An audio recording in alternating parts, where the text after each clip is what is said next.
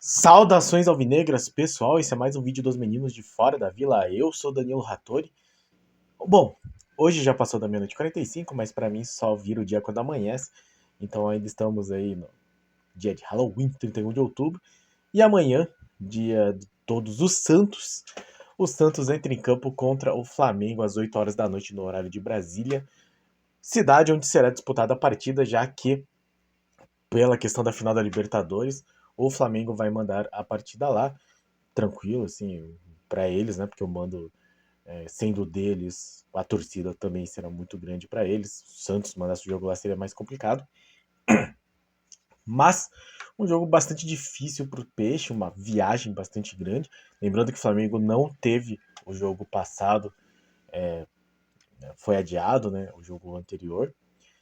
E isso tem prós e contras, mas um contra muito grande é que o Santos vem de um jogo, um clássico difícil fora de casa, no domingo, para já entrar em campo na quarta-feira às 8 da noite, enquanto o Flamengo descansou o fim de semana inteiro. Então, este será um contra muito pesado aí para o Santos.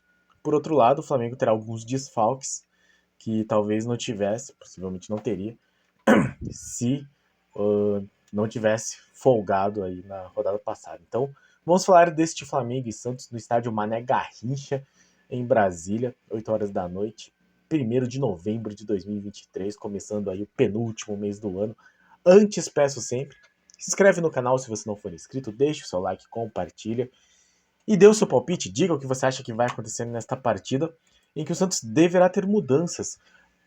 Acredito eu que na linha de estudar o adversário, o Flamengo que teve aí seus problemas com treinadores recentes, desde que mandou o Dorival embora, trouxe o Vitor Pereira, depois o nosso conhecido Sampaoli, e acabou ficando de fora de algumas disputas de título. Perdeu a Copa do Brasil na final, foi eliminado na Libertadores, então se dedica muito ao Campeonato Brasileiro, até porque é a única competição que lhe resta. Neste momento tem 50 pontos, 9 atrás do Botafogo, mas apenas 3 atrás do Palmeiras, que é o vice-líder. Então, ele está em quinto, mas muito próximo do segundo colocado, com um jogo a menos que o próprio Palmeiras e que o Grêmio, que tem o mesmo número de pontos que o Flamengo.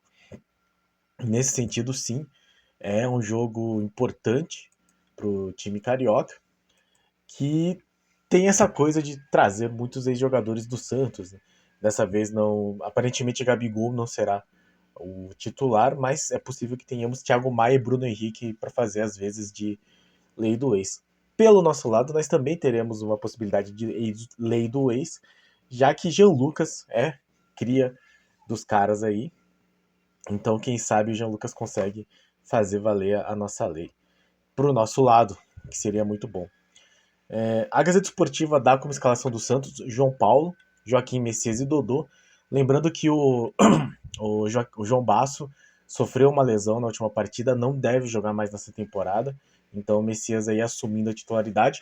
E o Marcelo Fernandes, segundo a Gazeta Esportiva, mantendo essa linha de 3 zagueiros com o Dodô como este terceiro zagueiro.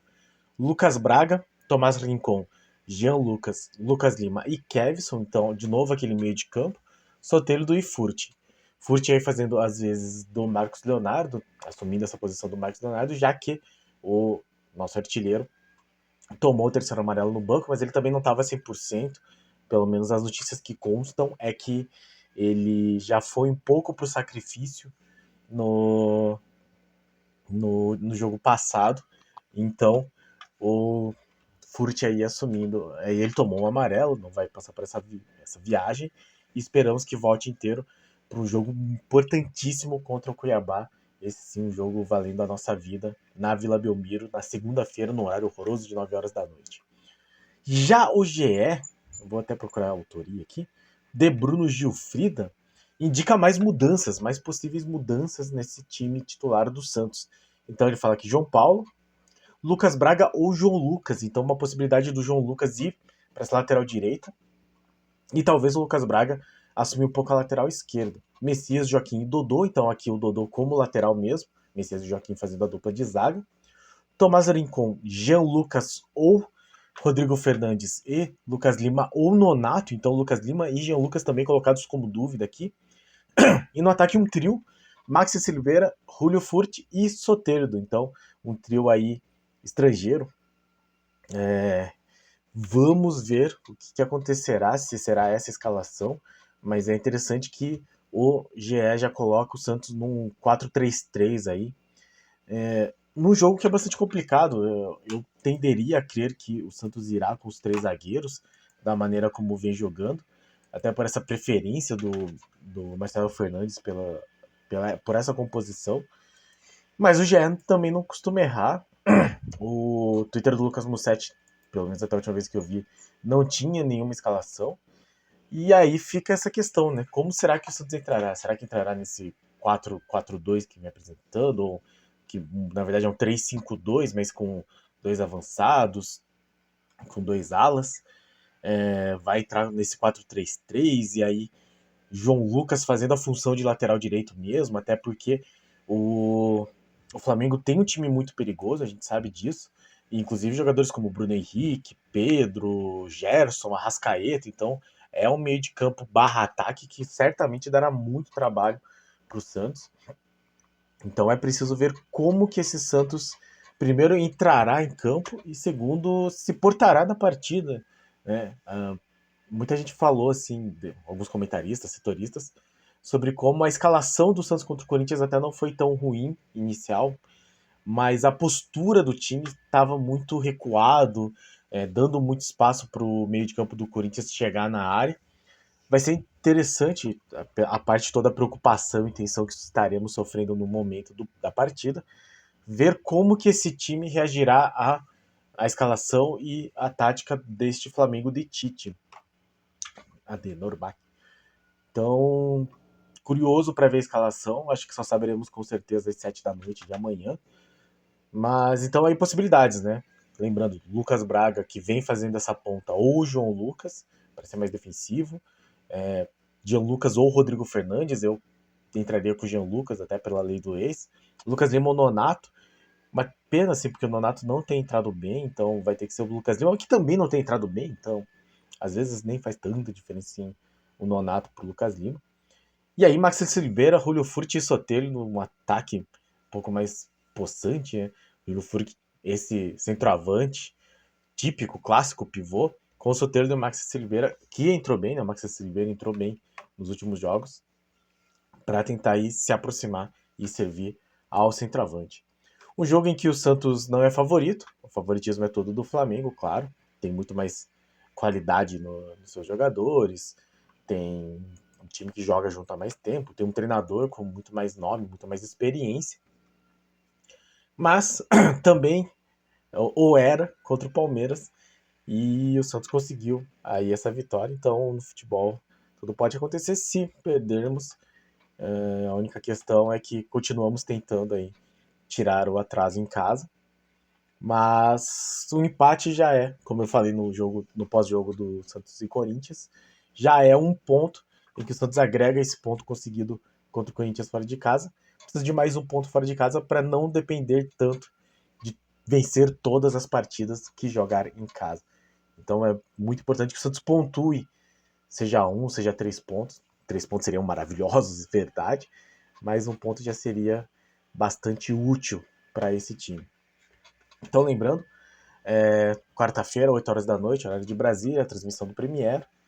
E a arbitragem de Guilherme Dias Camilo. Eu procurei uns jogos aqui dele. O único jogo que ele apitou recente do Santos, mas mesmo antigamente, ele é um árbitro que aparentemente é da Federação Gaúcha, foi o Santos 0, Atlético Mineiro 2, na Arena dos Caras, lá na estreia da Arena MRV. Foi um jogo que o Santos até não jogou mal, se vocês lembram bem dessa partida. O primeiro tempo, o Marcos Leonardo desperdiçou algumas chances que não poderia ter perdido. O Santos fez um primeiro tempo bom, no segundo tempo acabou desandando, mas foi uma boa postura desse Santos. Tomara que repita, né, contra o Atlético Mineiro. Seria bem bom, acho que foi segundo, acho que o jogo do Aguirre. Espero que o Marcelo Fernandes faça um trabalho melhor nesse sentido aí de apitar, apitar não, né? Montar o time e estudar o adversário. Uma coisa aqui é que o VAR fica a cargo de Pablo Ramon Gonçalves Pinheiro. Ele estava no VAR de Santos 0, Bahia 0 na Vila Belmiro. E esse jogo teve um lance, se eu não estou enganado, com um gol do David, que teve um impedimento que foi dado num lance anterior. E, se eu não me engano, foi um impedimento meio mal explicado, assim. É que eu não assisti esse jogo direito, então eu não consigo me lembrar. Mas eu lembro que teve uma coisa assim. De qualquer forma, torço muito para que o grupo de arbitragem seja muito feliz aí nessa partida, que não tenhamos problemas, não tenhamos polêmicas, que o Santos vença e vença sem ter muitos problemas com a arbitragem aí. Nem a favor, nem contra, ninguém gosta disso. A gente quer falar sobre o jogo, quer que o Santos jogue bem, quer que o Santos pontue e que o Santos vença essa partida. Lembrando, o Santos entra em campo com 34 pontos, 2 a mais do que o Goiás, 1 a mais do que o Vasco, que jogarão no feriado. Vasco pega o Cuiabá dia 2 de novembro, quinta-feira feriado, e o Goiás pega o Red Bull Bragantino às 6 da tarde. Então, caso o Santos consiga um bom resultado, já joga uma pressão extra para os dois times que estão abaixo, além de dar aquela chegada aí na traseira de Corinthians, Cruzeiro e Bahia. Bahia que acabou vencendo hoje o time reserva do Fluminense. Não ajudou a gente, mas caso a gente vença, nos aproximamos novamente do tricolor, da boa terra. E o Cruzeiro que tem 37, o Corinthians que tem 37 também, então Santos, se conseguisse uma vitória, já se aproximaria bastante. Vi alguns daqueles memes assim que a gente vê em redes sociais, né, de torcedor do Flamengo, não sei se é verdade, mas enfim, foi compartilhado, o torcedor do Flamengo falando, o Flamengo já não procura muito nesse campeonato, era melhor entregar logo para deixar o Vasco aí mais afundado. E aí tem uns, já vi mensagens de vascaínos, postagens de vascaínos falando, não, o Flamengo ajuda o Vasco agora, ganhando do Santos, e aí o Vasco ajuda o Flamengo ganhando do Botafogo, para eles sonharem. Enfim, não acho que o Flamengo vai entregar, mas não ficaria nada triste se acontecesse aí, né? O Thiago Maia podia entregar uma bola, enfim, quem sabe.